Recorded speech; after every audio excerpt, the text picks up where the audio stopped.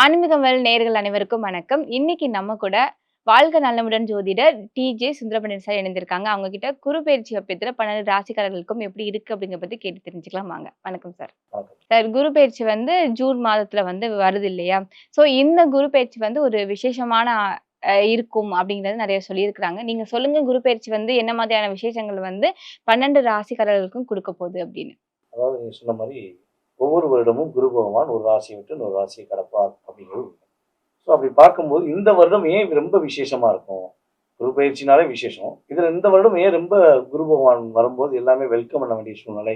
ஜோதிடர்கள் எல்லாமே ஏன் குரு பயிற்சி ரொம்ப ரொம்ப பெரிய மாற்றத்தை கொடுக்க போகுது அப்படின்னு சொல்றோம் அப்படின்னா, நம்மளுடைய குரு பகவான் மிதுன ராசியிலிருந்து கடக ராசியை நோக்கி வரார். அப்ப கடக ராசி அப்படிங்கிறது பார்த்தீங்கன்னா காலச்சக்கரத்துக்கு 4ஆம் இடம். ஸோ இந்த 4ஆம் இடத்துல குரு பகவான் பார்த்தீங்கன்னா பொதுவாகவே கடகராசியில தான் குரு பகவான் உச்சம் அடைகிறார். அப்ப உச்சம் அப்படிங்கிறது என்னன்னா வில் பவர் அதிகம். தனக்கு பிடிச்ச வீட்டுல ரொம்ப சந்தோஷமா இருக்கக்கூடிய தன்மை தான் உச்ச நிலை அப்படின்னு சொல்லுவோம். ஸோ அப்படிப்பட்ட உச்ச வீட்டுக்குள்ள வரக்கூடிய குரு பகவான் அவருடைய பார்வை பலன் அப்படின்னு சொல்லுவோம். எப்பவுமே குருவுக்கு ஸ்தான பலத்தை விட பார்வை பலன் அதிகம்.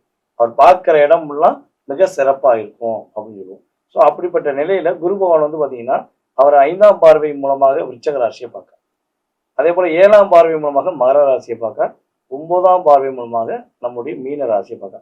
ஸோ அப்போ ஒவ்வொரு ராசியை பார்க்கும்பொழுது நம்ம மேச ராசியிலிருந்து ஒவ்வொரு ராசியை நம்ம சொல்லும் போது அந்த ராசி அவங்களுக்கு எத்தனை தொடர்பா வருது, எத்தனை பாவகமா வருது, ஸோ அதன் அடிப்படையில் அவங்களுக்கு என்ன விஷயம்லாம் கிடைக்கும் அப்படிங்கிறத நம்ம தெளிவாக பார்க்க போறோம்.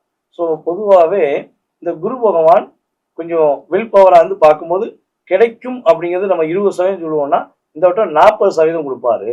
மிகப்பெரிய ஒரு எதிர்பார்ப்புகளை பூர்த்தி செய்வார் அப்படிங்கிறது உண்மை. இப்போ வருட கிரகங்கள் என்று சொல்லக்கூடிய நம்மளுடைய சனி பகவானா இருக்கட்டும் அல்லது ராகுகேது பகவானா இருக்கட்டும், ஸோ இவங்கெல்லாம் பார்த்தீங்கன்னா பயிற்சி ஆகும்போது என்னன்னா ஒரு பதட்டமும் ஒரு பயமும் இருக்கும். ஆகா, சனி பயிற்சி வரப்போகுது, அவர் என்ன பண்ண போறான்னே தெரியல, என்ன நடக்க போகுதுன்னே தெரியலங்கிற மாதிரி ஒரு பயம் இருக்கும். அது ராகுகேது பயிற்சிக்கும் இதே தான். ஐயோ நிழல் கிரகங்கள், ஸோ இவங்க என்ன பண்ணுவாங்களோ, எது நமக்கு பிரச்சனை வந்துருமோ அப்படிங்கிற நிலைமையில மக்களுடைய மென்டாலிட்டியே அப்படிதான் இருக்கும். ஸோ ஆனால் குரு பயிற்சி மட்டும் என்ன பண்ணுவோம்னா, ஆஹா குரு பயிற்சி வருதுங்க, ஏதாவது ஒரு நல்லது நடந்துருமா, ஏதாவது ஒரு மாற்றம், நான் அதாவது இப்ப இருக்கிற நிலையை விட்டு ஒரு நல்ல ஒரு மாற்றமான நிலைக்கு போயிடுவோமா அப்படிங்கிற சிந்தனையை கொடுக்கக்கூடிய கிரகமாக தான் குரு பகவான் இருக்கார். ஏன் குரு பகவான் அப்படி இருக்கார் அப்படின்னா, கிட்டத்தட்ட பார்த்தீங்கன்னா 9 கிரகங்கள். ஸோ இதுல பார்த்தீங்கன்னா 2 கிரகங்கள் ராகு கேது அப்படிங்கிற நிழல் கிரகம். ஸோ மீதி உள்ள 7 கிரகங்கள்ல மிக சுப கிரகம் அப்படின்னு சொல்லுவோம். அதாவது 7 கிரகங்கள் சூரியன், சந்திரன், அதே போல பார்த்தீங்கன்னா செவ்வாய், புதன், சுக்கிரன் அப்படிங்கிற கிரகங்கள் அப்படின்னு சொல்லி எடுத்துக்கிறோம். ஸோ சனி பகவான், ஓகேவா. ஸோ இப்படி பார்க்கும்போது நம்ம குரு வச்சத்தோம்னா 7 கிரகங்கள் ஆயிடுது. ஸோ இந்த குரு பகவான் சுப கிரகமா இருக்கனால அவர் எல்லாத்துக்கும் நன்மையை தான் செய்வார் அப்படிங்கிற மென்டாலிட்டி எல்லாருக்குமே இருக்கு. அதே போல ஒரு திருமணம் விஷயமா இருக்கட்டும், திருமணம் பாக்கியம் அப்படின்னா என்ன பண்ணணும்னா குரு பார்வை இருக்கா, இது கலோக்கியலாவே நம்மளுடைய வில்லேஜ்ல ஜோதிட பழமொழியில எல்லாருமே சொல்லக்கூடிய விஷயம்லாம், ஏங்க ராசிக்கு குரு பார்வை இருக்குங்க, கல்யாணம் முடிஞ்சிடும், ஏங்க உங்க லக்னத்தை குரு பார்க்காருங்க, சீக்கிரம் கல்யாணம் முடிஞ்சிடும் அப்படிங்கிற ஒரு ஒரு இணைவை நம்ம எப்பவுமே வச்சிருக்கோம். ஸோ அப்ப குரு பார்வை கோடி நன்மை அப்படிங்கிறனால குரு உங்களுடைய ராசிக்கு எத்தனாம் இடத்தெல்லாம் பார்க்காரோ அந்த இடத்தில் உள்ள உங்களுக்கு காரணம் சார்ந்த விஷயங்கள், உறவு சார்ந்த விஷயங்கள் மிகப்பெரிய மாற்றத்தை கொடுக்கக்கூடிய தன்மை இந்த குரு பயிற்சி ரொம்ப சூப்பரா இருக்க போகிறது உண்மை. Okay sir. நீங்க சொல்றத வச்சு பார்க்கும்போது, இந்த வருஷம் குரு பெயர்ச்சி ஒரு பெரிய மாற்றத்த, பெரிய விஷயங்கள 12 ராசிக்காரர்களுக்கும் குடுக்க போகுது அப்படிங்கிறது ரொம்ப தெளிவாவே சொல்லியிருந்தீங்க. இப்ப நம்ம பார்க்கலாம் சார், 12 ராசிக்காரர்களுக்கும் ஒவ்வொரு ராசிக்காரர்களுக்கும் இந்த குரு பெயர்ச்சி எப்படி இருக்கு அப்படின்னு பார்க்க போறோம். ஃபர்ஸ்ட் பார்க்க போறது மேச ராசி சார். மேச ராசியோட தொழில் எப்படி இருக்கும்? புதுசா தொழில் தொடங்கலாமா? மேச ராசி காலச்சக்கரத்துக்கு முதன்மையான இடம். கிட்டத்தட்ட பாத்தீங்கன்னா மேசராசி அன்பர்கள் பாத்தீங்கன்னா இப்போ ஒரு 3 வருட காலமாக அவங்க ஏற்கனவே தொழில் வச்சிருக்கவங்கலாம் படாத பாடுபடுறாங்க. அவங்க பக்காவா யோசித்து நிதானமா இதை செய்யலாம் அப்படின்னு பிளான் போட்டு செஞ்ச விஷயங்கள்ல பல தடுமாற்றங்கள், பல ஏமாற்றங்கள், அதுவும் பார்ட்னர்ஷிப்ல யார் யாரெல்லாம் மேசராசிக்காரங்க, நான் நண்பனை நினைச்சு செஞ்சேன், எனக்கு உறவு நினைச்சு இவங்க கூட கூட்டணி வச்சு செஞ்சேன்னு நினைச்சு செஞ்சவங்கலாம் பல இழப்புகளை சந்திச்சாங்க. பார்ட்னர்ஷிப் போட்ட மேசராசிக்காரங்க அடி மேல அடி வாங்கணும். ஸோ அந்த நிலையிலிருந்து இப்போ மாறப்போறாங்க. இவங்களுடைய தொழில் ஸ்தானத்தை குரு பகவான் தன்னுடைய 7ஆம் பார்வையா பார்க்கறனால இவங்களுக்கு மிகப்பெரிய ஒரு அங்கீகாரம் கிடைக்கும். இவன் தொழிலை விட்டு போயிடுவாயா, மேச ராசிக்காக தொழில் பண்ண மாட்டான், இவனுக்கு அதுக்கான ஒரு அதே கிடையாது, அறுபதியே கிடையாது அப்படின்னு நினைச்சாங்கன்னா, என் திறமை உனக்கு தெரியுமா, நான் யாரும் ப்ரூவ் பண்றேன் அப்படின்னு ப்ரூவ் பண்ணக்கூடிய காலகட்டம் மேசராசி என்பது சூப்பரா இருக்கு. புதிய தொழில் தொடங்கலாம் அப்படின்னு ஆசைப்படுறாங்கன்னா யார் பேச்சு கேட்காது. உங்க மேல உங்களுக்கு நம்பிக்கை இருக்கா? நீங்க செய்யக்கூடிய வேலைகளை உங்களுக்கு திறமையா தெரியுமா?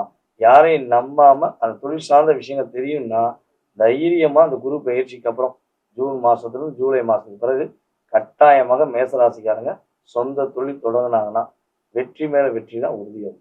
வம்பு வழக்கு பிரச்சனையில மாட்டிட்டு இருக்க நம்ம மேசராசி நேயர்கள் எல்லாருமே வந்து இந்த குரு பெயர்ச்சி காலகட்டத்துல இருந்து அதுல இருந்து விடுபடுவாங்களா சார்? அதாவது வம்பு, வழக்கு, ம். பிரச்சனைலாம் இவங்களுக்குலாம் எப்படின்னா, சாதாரணம், சர்வ சாதாரண சாதாரணம். அப்படியே நம்ம ஒரு ஒரு ஒரு யூடியூப்ல பார்த்தோம் பார்த்தீங்களா? ட்ரெயின்ல ஏறுனேன், கீழ இறங்குனேன், பிரச்சனை வந்தா பார்த்துக்கலாம் அப்படிங்கிற மாரி, போனா ஜெயிலு, பார்த்தா பெயிலு அப்படிங்கிற மாரி தான் மேச ராசிக்காரங்க யாருக்கும் பயப்பட மாட்டாங்க. மத்தவங்களுக்கு ஒரு பிரச்சனை ஓடி ஓடி போய் உதவி செய்யறது. இப்ப ரோட்ல போய் இருக்காங்கன்னு வச்சுக்கோங்களேன், போய்க்கிட்டே இருக்கும்போது ஏதாவது ஒரு சின்ன சண்டை, ஏதாவது ஒரு பிரச்சனைனா ஃபர்ஸ்ட் ஆளா வண்டி நிப்பாட்டிட்டு போய், என்ன பிரச்சனை? ஏன்டா பிரச்சனைன்ட்டு ஒரு ஆள் கேட்காரு அப்படின்னா, அது நம்ம மேச ராசிக்காரங்க தான். தைரியமா கேட்பாங்க. ஸோ இப்படி உதவி செஞ்சனால தான், நீங்க சொன்ன மாரி கிட்டத்தட்ட இந்த ஒரு 3 வருஷத்துல மேச ராசிக்காரங்களுக்கு அடி மேல அடி. அதாவது செய்யாத தப்ப செஞ்ச மாரி திட்டம் தீட்டி இவங்கள உள்ள தூக்கி வச்சது. அதேபோல கோர்ட்டு, கேஸ் பிரச்சனை சந்திச்சது. இதனால ஹெல்த்ல நிறைய பிரச்சனை வந்தது. இதெல்லாம் கடந்த காலங்கள் நடந்துச்சு. ஸோ இந்த நிலையில குரு பயிற்சிக்கு அப்புறம் அவங்க மேல எந்த தேவையில்லாத கேஸ் இருந்தாலும் சரி, இவங்களுக்கு வந்து இவங்க மேல வீண் பழி சுமத்தி இருந்தாலும் சரி, ஸோ அந்த நிலையிலிருந்து மாறப் போறாங்க. இவங்க ஒரு நேர்மையானவங்க, கரெக்டானவங்க, தப்புன்னா தட்டி கேட்பாங்க. த த சவற தவறான விஷயங்களுக்கு துணை போக மாட்டாங்கங்கிறத ப்ரூவ் பண்ணக்கூடிய காலகட்டம். வெற்றிங்கிறது எந்த போட்டியா இருந்தாலும் இவங்க வெற்றி பெறுவாங்க. Okay sir. வெளிநாடு யோகம் வந்து இந்த காலகட்டத்துல மேசராசி நேயர்களுக்கு இருக்கா சார்? அதாவது ராசிக்கு 12ஆம் இடத்துல சனி பகவான் அமர்ந்து கிட்டத்தட்ட ஒரு விரய சனியாக, ஒரு 7.5 சனியாக இப்பதான் ஸ்டார்ட் பண்ணி மேச ராசிக்காரங்கள ஒரு லாக் பண்றார்.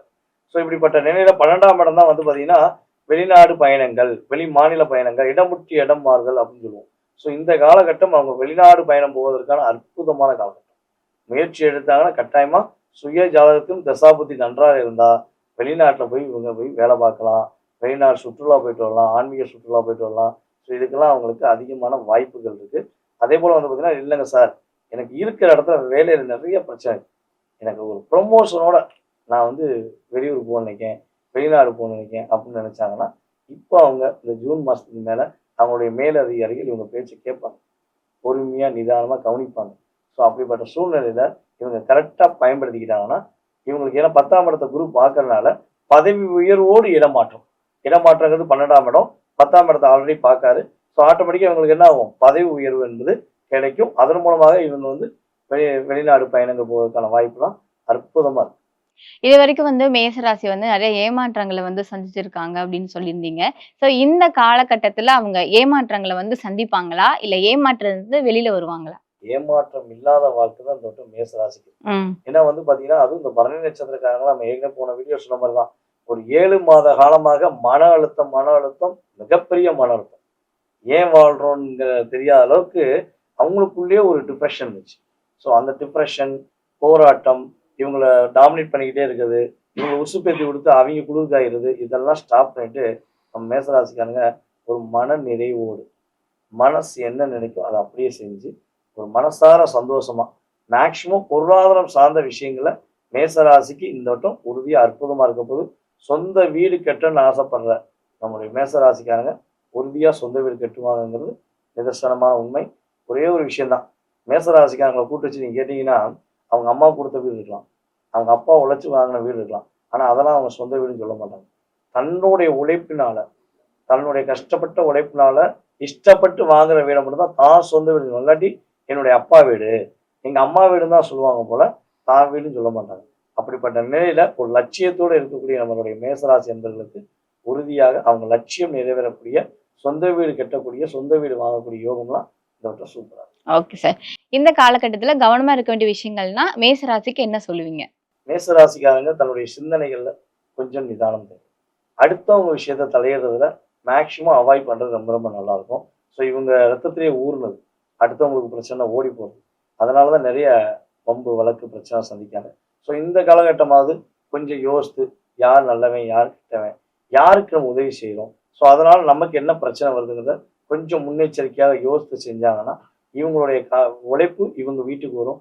இவங்களுடைய மகிழ்ச்சியும் ஒரு நிலையான தன்மையை நோக்கி குரு பகவானுடைய அருளால் உறுதியா செய்யும். இந்த குரு பெயர்ச்சி காலகட்டத்துல மேச ராசிக்காரர்கள் வந்து இந்த கோவிலுக்கு போய் இந்த பரிகாரம் பண்ணா இன்னும் மனசுக்கு வந்து ஒரு தைரியம் கிடைக்கும் அப்படின்னா என்ன கோவில் சார்? நம்ம மேசராசிக்காரங்க வந்து பார்த்தீங்கன்னா இந்த காலகட்டங்களில் மேக்சிமம் வந்து சூரியன் வழிபாடு, சிவன் வழிபாடு இவங்களுக்கு மிகப்பெரிய ஏற்றத்தையும் மிகப்பெரிய மாற்றத்தையும் இருக்கும். முருகன் கோயிலுக்கு வந்து மேக்சிமம் வந்து பார்த்தீங்கன்னா நம்ம மேசராசினாலே முருகன் கோயில் தான் சொல்லுவோம். அவங்க வீட்டு பக்கத்தில் இருக்க முருகன் கோயிலுக்கு செவ்வாய்க்கிழமையில போய் வழிபாடு செய்வது, செவ்வாய்க்கிழமையில குரு ஓரையில போய் வழிபாடு செய்வது ஏற்றங்களும் மாற்றங்களும் சூப்பராக. Okay sir. Thank you sir.